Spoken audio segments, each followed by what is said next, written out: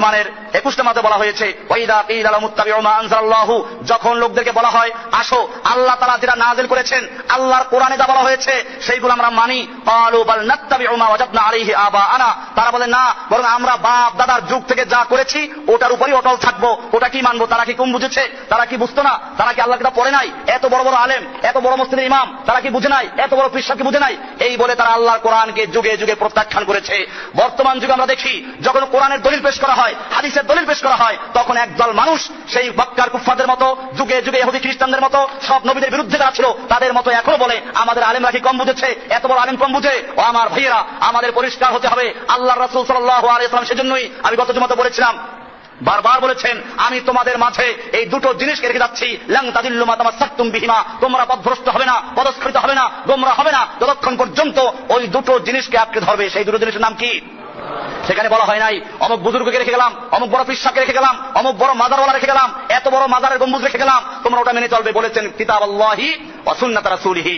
এমনি আল্লাহ সুবহানাহু ওয়া তাআলা কোরআনুল কারীমের সূরা নিসার 59 নম্বর আয়াতে বলেছেন, যখন তোমাদের মধ্যে মতানৈক্য দেখা যায়, ফাইন তানাযাতুম ফি শাইইন, যখন তোমরা কোন বিষয়ে বিবাদে লিপ্ত হও, বিতর্কে লিপ্ত হও, মতভেদ দেখা যায়, হাতেমবাগের খতিব বলছে একরকম আর দুনিয়ার সমস্ত খতিব বলছে আরেক রকম, হাতেমবাগের খতিব বলে একরকম, বাইতুল মুকাররমের খতিব বলে আরেক রকম, তখন তুমি কোথায় যাবে? বাইতুল মুকাররমের বড় পাগড়ি দেখবে, বড় মিনার দেখবে? আল্লাহ বলেছেন ফাইন তানাযাতুম ফি শাইইন, যখন তোমরা কোন বিষয়ে বিবাদে লিপ্ত হও, বিতর্কে লিপ্ত হও, ফারুদ্দুহু ইলাল্লাহি ওয়ার রাসূল, তোমরা সেটাকে আল্লাহর কাছে, আল্লাহর রাসূলের কাছে ফিরিয়ে দাও। তার মানে কোরআনের সঙ্গে মিলাও, হাদিসের সঙ্গে মিলাও। কোরআন হাদিসের সঙ্গে যারটা মিলবে ওটা মানবে, যারটা মিলবে না ওটা ওর মুখে ছুঁড়ে মারবে, সে যত বড় পীর সাহেব হোক, যত বড় বুজুর্গ হোক, যত বড় আলেম হোক, যত বড় মিনার মালিক হোক না কেন।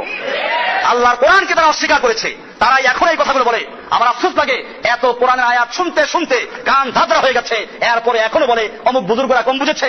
তাবিজের ব্যাপারে সেদিন এক আলোচনা হচ্ছিল, তারা বলতেছিল আশরাফ আলী থানভী সাহেব কি তাবিজ বই লিখে গেছেন, অনেকে কম বুঝেছেন। আমি পরিষ্কার বলতে চাই, আল্লাহর নবী পরিষ্কার বলেছেন, মানে আল্লাহকা তামিমাতান, এই হাদিসে আছে, যে ব্যক্তি তাবিজ ঝুলালো ফাকাদ আশরাকা বিল্লাহি, সে ব্যক্তি আল্লাহর সঙ্গে শিরক করলো। এখন ঘুরাই কি বলে যে এটা ওই তাবিজ যেই তাবিজ আল্লাহর নবীর যুগে লেখা হয়েছিল কুফরি কালাম দিয়ে। আমি জিজ্ঞেস করতে চাই, বর্তমানে যেই তাবিজের বইগুলো আছে সেইগুলো কুফরিতে ভরা নয় কি? সেখানে দেখবেন সূরা আয়াতুল কুরসি উল্টে লেখা হয়েছে, সূরা ফাতিহা উল্টে লেখা হয়েছে, কোন মানুষের ছবি দেওয়া হয়েছে অথবা নকশা লেখা হয়েছে, এটা সূরা ফাতিহার নকশা, এটা বাকারার নকশা, এটা আলে ইমরানের নকশা, নকশা দিয়ে ভয় ফেলেছে। আমি জিজ্ঞেস করতে চাই, এটা কোরআনুল কারীম, নামাজে পড়া ফরজ। এখন যদি কোনো ব্যক্তি নামাজ দাঁড়িয়ে বিসমিল্লাহর পরিবর্তে 786 পড়ে, সূরা ফাতিহার পরিবর্তে সূরা ফাতিহার নাম্বারগুলো পড়ে দেয়, নামাজ হবে না বাতিল হবে? তাহলে বোঝা গেল যারা সূরাগুলোর নকশা তৈরি করেছে, কোরআনের গায়ে পর্যন্ত কোরআনের নকশা ছবি দিয়েছে। আমি জিজ্ঞেস করতে চাই, এটা কি কোরআনের সঙ্গে বেয়াদবি, তোরা কোরআনের সঙ্গে কুফরি করা হয় নাই? সুতরাং আগের যুগেও যেরকম কুফরি কালাম দিয়ে তাবিজ লেখা হতো, বর্তমান যুগেও যে সমস্ত আলেমরা তাবিজ লেখছেন সকলেই কুফরি কালাম দিয়ে তাবিজ লেখা হচ্ছে। এই কুফরি তাবিজকে বর্জন করতে হবে, স্পষ্ট বলা তাবিজগুলো ছিঁড়ে ফেলতে হবে।